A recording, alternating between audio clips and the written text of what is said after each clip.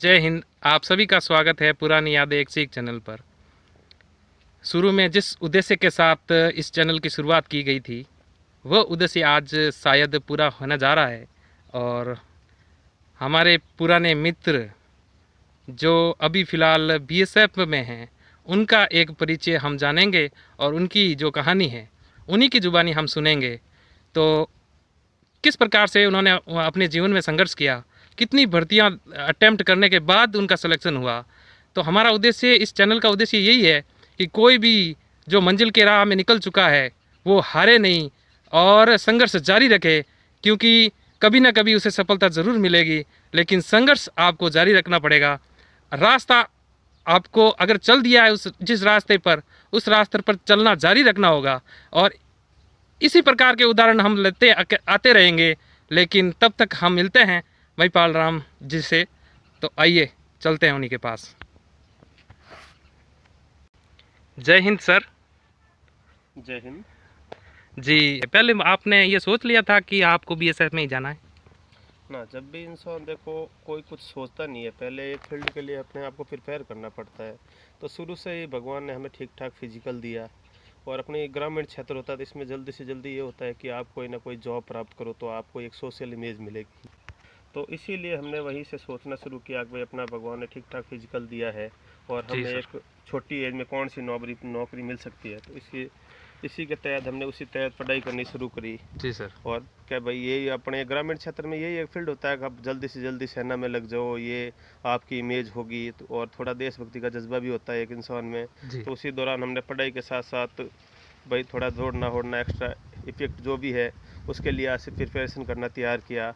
फिर गांव में ऐसे आसपास के लोगों को देख के भी गाइडेंस मिलता था कि यार एक फोर्स तो फोर्स ही होती है। तो एक मन में उसी समय जज्बा आ गया था कि भाई मैं भी करूँगा तो सेंट्रल गवर्नमेंट की ही जॉब करूँगा।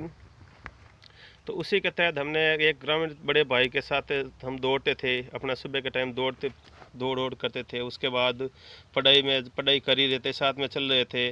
और फिर हमें ये देखते थे कि भाई आज किसी क्या इमेज है, लोग जो सर्विस करें उनको क्या मानते हैं। तो मैंने मेरी ज़िंदगी में 12th तक पढ़ाई की थी, उसके बाद भर्ती अटेंड की थी।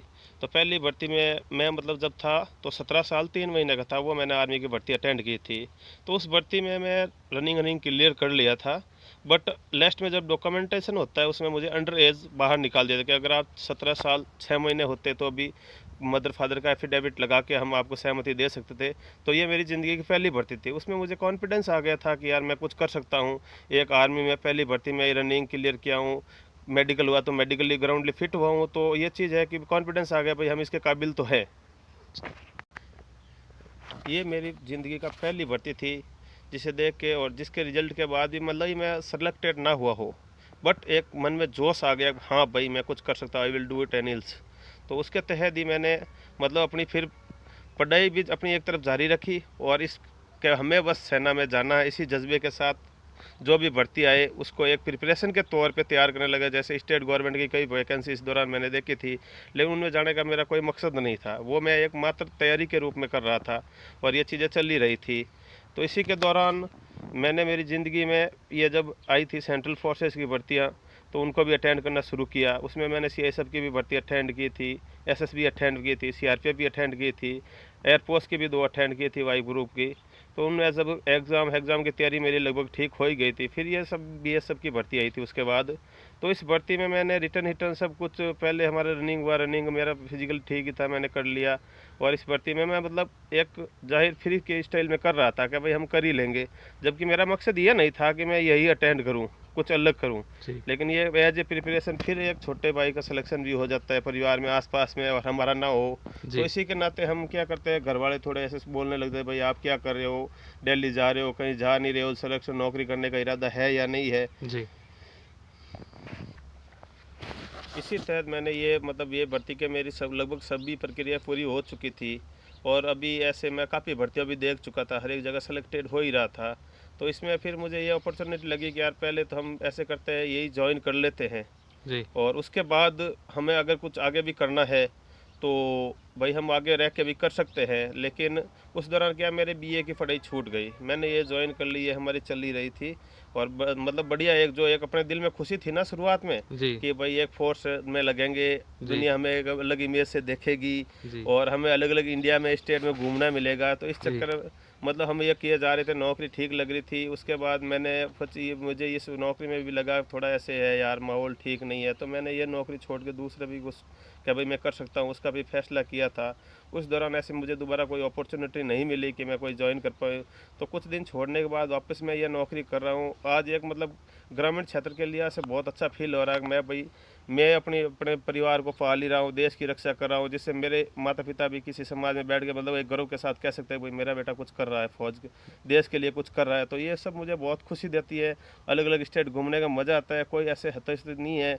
नौकरी तो आपको कहीं भी रह के करनी है, ज़िंदगी में कुछ करना है तो कुछ तो खोना ही पड़ेगा। ये नहीं है कि हम साथ में, लेकिन कोई भी चीज़ कार्य करो उसको एक दिल से करते हैं ना, उसमें मज़ा अलग ही आता है।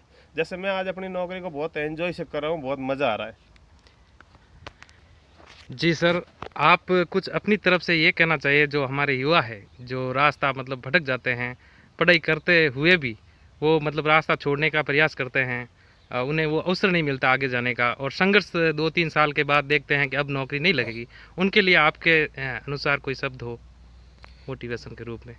देखो ये चीज़ें सब होती है कि आदमी को अपनी कर्म करते रहने चाहिए। जी आप अपने काम कीजिए, परिणाम के बारे में पहले ही सोच के मायूस हो जाओ, और परिणाम के बारे में सोचने में जो आपने वक्त जाहिर किया उससे बेटर आप अपने प्रिपरेशन में करते हो ना। जी तो आपको अगर दिल में लगन होगी कि भाई yes I can do it, ये मैं कर ही सकता हूँ, जी तो आप जरूर कर लोगे। जी अब आप सोचते हो यार ये वो लग गया, मैं क्यों नहीं लग रहा हूँ, मेरी किस्मत खराब है, किस्मत कुछ नहीं होती है, जी आपको अपने कर्म में करने ही पड़ेंगे। जी बाकी आप अपना काम कीजिए। अगर किस्मत बाद में होती है कि हाँ भाई मैं इस काबिल हूँ या नहीं, पहले ये तो देखो कि आपकी काबिलियत क्या है, जी और उसके बाद अपने वो काम के प्रति आप पूरे समर्पित हो जाओ, जी जी मज़ा आएगा उसमें।